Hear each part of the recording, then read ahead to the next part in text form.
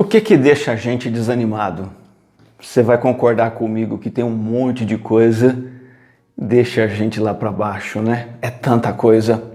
De repente você tem uma semana de provas pela frente e só de imaginar o quanto você vai ter que estudar, você já fica desanimado, não consegue começar. Talvez o seu desânimo, o desânimo das pessoas seja por causa da saúde, que não melhora nunca. Aquela enfermidade crônica que não dá sossego para você, aquela cirurgia que você tem que fazer, não sai nunca, ou você fez uma cirurgia e não fica bom, e a dor, o incômodo te deixa desanimado. Existem familiares em quem a gente colocou nossa esperança, em quem a gente acreditou e que só dão dor de cabeça, só dão frustração, aquilo vai irritando, cansando e você desanima. É a solidão desanima muita gente também. Tem que ficar sozinho, não ter com quem compartilhar as coisas. Se tem um negócio que deixa a gente para baixo é a grana curta, não é verdade? O mês passa e o dinheiro acaba bem antes. Depois de 5 dias do salário recebido, a grana já acabou, você tem um monte de coisa para fazer, mas cadê o dinheiro? As contas se acumulam e isso com o tempo vai ficando uma verdadeira bomba relógio e lá na frente o desânimo pega. Talvez seja a vida profissional estagnada, você não vê futuro, não vê esperança, não sabe para onde ir, não tem mais para onde crescer e o desânimo te abate. Desânimo. Negócio ruim, né? O que é desânimo? É falta de ânimo. Claro, é um abatimento, é um desalento, uma coisa terrível. E o desânimo, ele é perigoso, muito perigoso. O desânimo pode se tornar um abatimento tão grande que torna a pessoa apática, derrotada, desinteressada em tudo e não consegue se mover na vida para fazer as coisas, resolver os problemas. Uma pessoa entregue ao desânimo é uma pessoa fria, indiferente, amargurada. Digamos que ela joga a toalha na luta da vida, ela pendura chuteiras, ela desiste de crescer. Desiste do casamento, desiste dos filhos, desiste do trabalho, desiste da igreja, desiste da vida. E quando nada mais importa, em muitos casos, a única saída que as pessoas encontram é o suicídio. Eu te pergunto de onde vem o desânimo, e eu quero falar sobre o desânimo e falar para você sobre como vencer o desânimo, olhando para 2 Coríntios 4,16. Porque nesse versículo o apóstolo Paulo começa dizendo o seguinte: por isso não desanimamos. Por isso não desanimamos. E o desânimo vem do que Paulo diz na sequência. Ele fala assim: embora exteriormente estejamos a desgastar-nos, e aqui ele nos apresenta de onde vem o desânimo. É o nosso exterior que está morrendo o tempo todo e isso é desanimador. O exterior se desgastando significa que por fora de nós, no nosso exterior, tanto físico quanto no nosso entorno, tudo está se acabando. Veja, a saúde. A saúde, você, dependendo da sua idade, vai concordar comigo. Poxa, minha saúde não é mais a mesma. É, meu amigo, minha amiga, não é mesmo. E vai piorar. Os olhos já não enxergam mais direito. As dores nos joelhos, as dores nas costas vieram para ficar definitivamente. Enfermidades nos atingem. Aqueles quilinhos que a gente ganha ou quilões não vão mais embora. O corpo juvenil e atraente, coisa do passado. E olha, não tem academia, não tem plástica que resolva deixar tudo em cima. O exterior se desgastando inclui também as pessoas que amávamos e que nos decepcionaram tanto que agora a gente nem sente mais nada por elas. Exterior se desgastando significa promessas de promoção no trabalho, de aumento de salário que não são cumpridas. Uma recessão econômica que arruína os seus negócios. O dinheiro que você junta e de repente é perdido para pagar uma cirurgia ou porque você desperdiçou em alguma coisa. Enfim, o que Paulo está dizendo, e é o que acontecia com ele, por fora tudo está se acabando. E isso pode resultar em um desânimo fatal.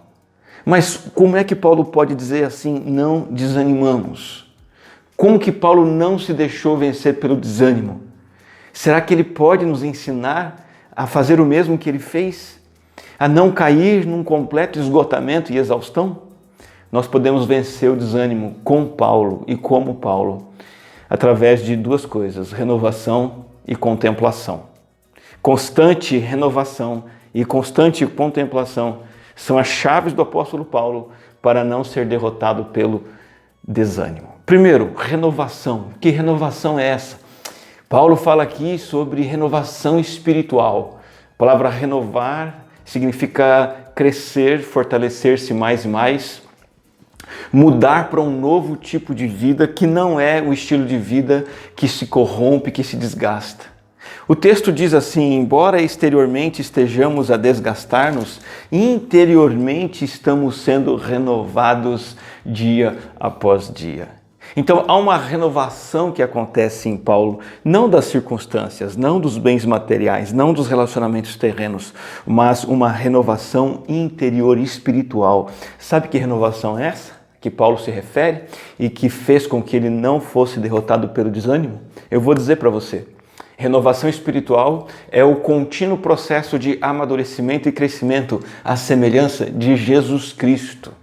Eu repito que tudo que é exterior para todos nós está em processo de enfraquecimento e destruição e corrupção. Mas o nosso eu interior, se temos Cristo em nossa vida, o eu interior, o espírito do crente está florescendo, amadurecendo, está se renovando mais e mais à semelhança de Cristo. Veja, se o meu objetivo na vida é preservar o que vai se estragar, eu vou ficar desanimado.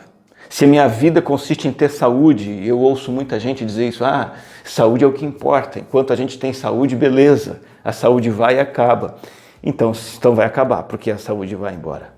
Se a nossa esperança é preservar o que estraga, nós vamos cair no desânimo. É saúde, vai perder. É dinheiro, vamos ficar sem. Relacionamentos vão nos frustrar. Bens materiais, carro, moto, seja lá o que for, vai estragar.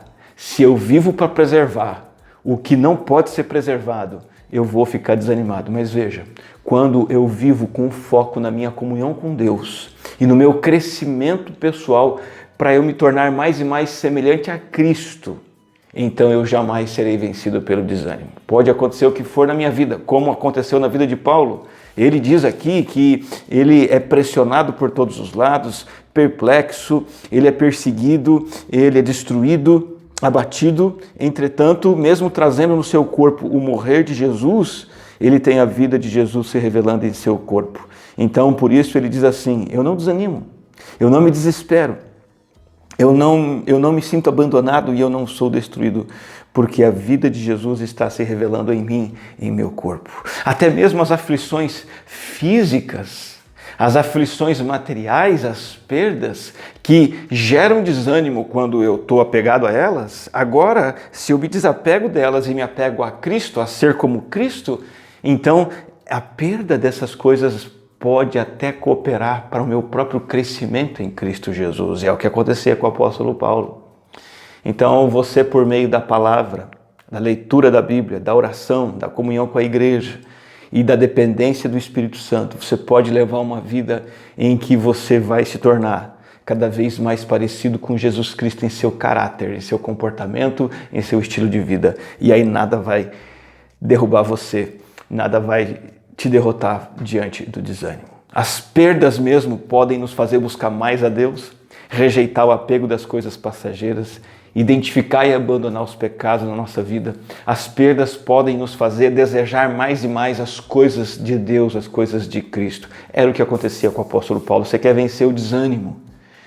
Comece a experimentar renovação interior em Cristo Jesus. Comece a viver com Cristo, em Cristo, do jeito de Cristo e para Cristo. E o restante não vai te desanimar. Mas o apóstolo Paulo tem uma segunda lição para nós vencermos o desânimo, um segundo recurso. É a contemplação espiritual, a contemplação celestial. Aqui no versículo 18, na sequência, ele vai dizer o seguinte: assim, fixamos os olhos não naquilo que se vê, mas no que não se vê, pois o que se vê é transitório, mas o que não se vê é eterno. Paulo diz assim: não olhamos para aquilo que agora podemos ver, abre parênteses, porque aquilo que podemos ver perece. Em vez disso, fixamos o olhar naquilo que não se pode ver, porque o que não se pode ver são as coisas de Cristo da glória celestial, e essas coisas são imperecíveis. Quando Paulo fala assim, fixar os olhos, ele está realmente expressando um olhar fixo, dirigir atenção, uma observação atenta e uma contemplação. Paulo diz respeito àquilo a que o meu coração se apega, àquilo a que eu dou valor, importância e atenção. É uma tomada de decisão.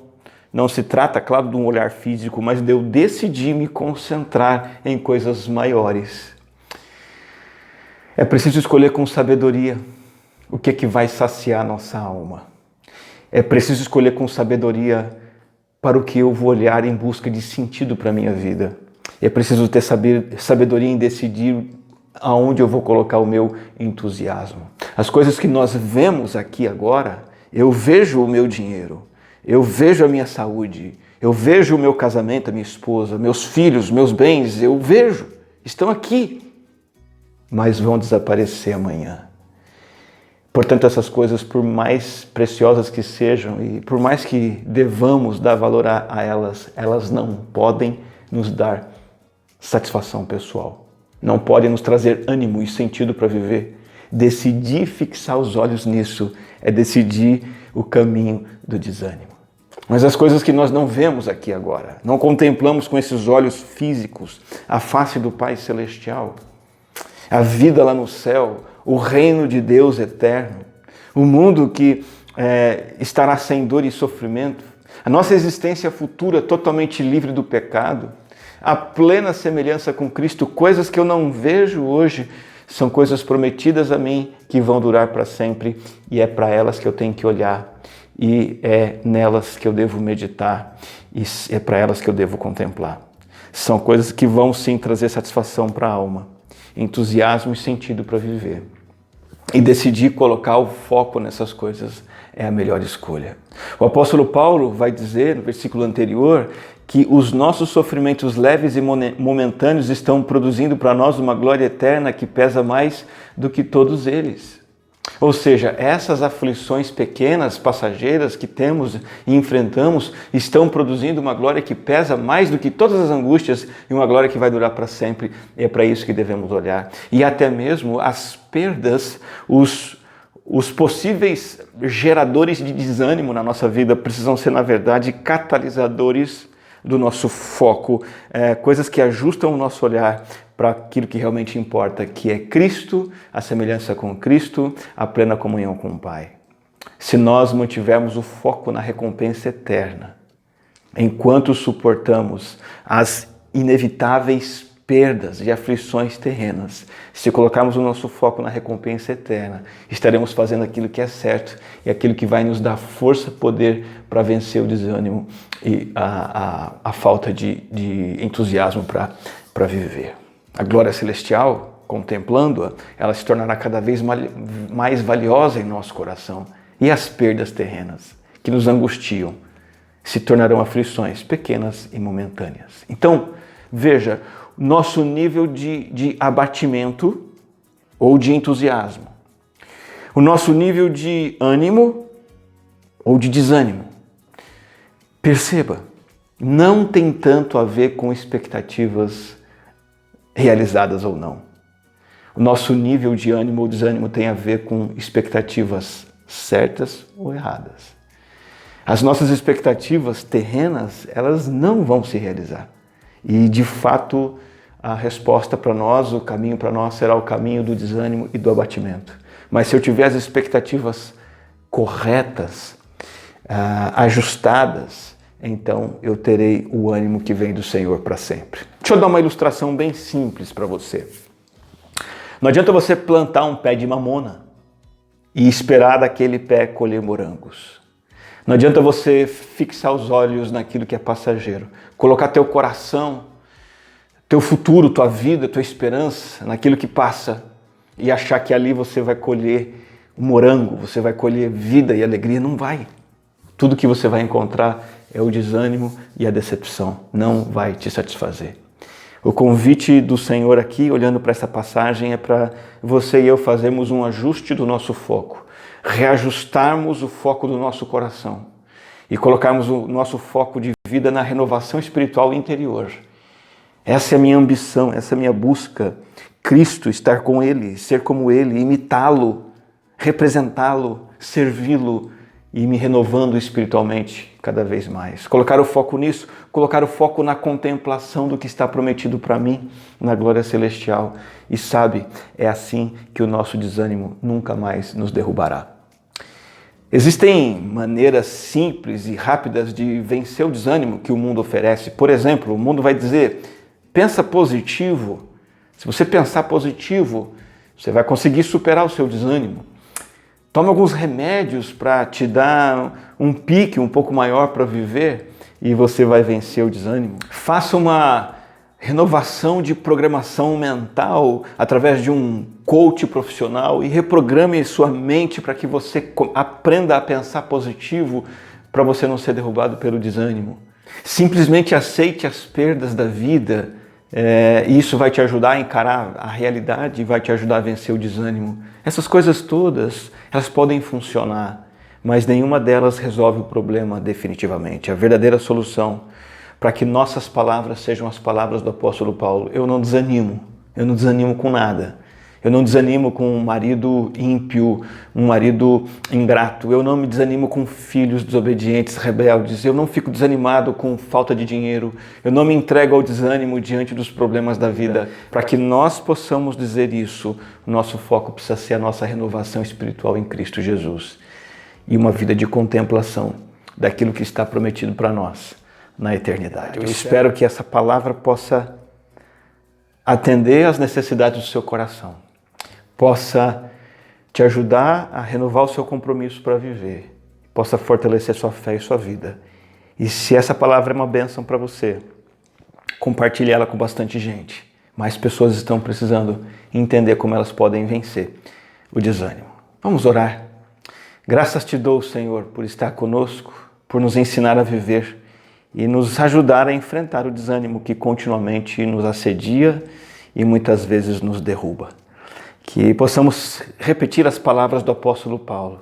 Mesmo com o nosso exterior se deteriorando, e isso de fato acontece e acontecerá, que o nosso interior possa se renovar e que nós possamos contemplar mais e mais aquilo que o Senhor tem prometido na eternidade. E assim possamos dizer, como Paulo, não desanimamos. Nos abençoe e nos ajude. Em nome de Jesus. Amém. Que Deus abençoe sua vida.